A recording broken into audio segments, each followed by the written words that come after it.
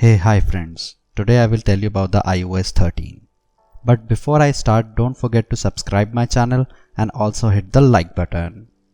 Apple's new iOS 13 was launched on 19th of September 2019. Guys, first I will give you the bad news. If you are using an iPhone older than 6s, then you are not getting iOS 13. That means owners of iPhone 5s and 6 will not get this update.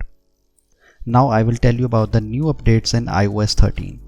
The biggest new addition is dark mode, which is made to help improve the battery life.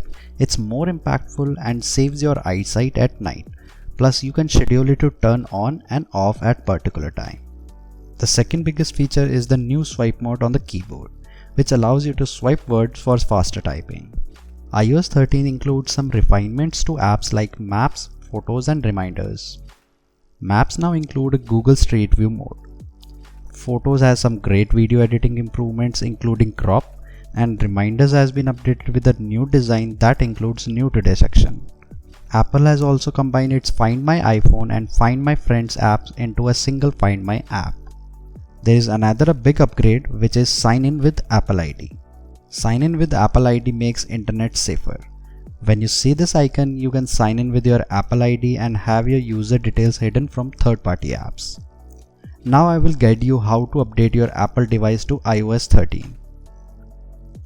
First go to Settings, then click on General option,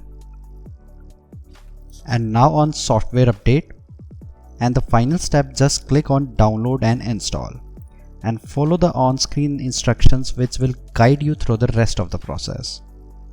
And by following these simple steps, you will be able to download and install iOS 13 in your compatible Apple device. So friends, if you like this video, then hit the like button and also subscribe my channel.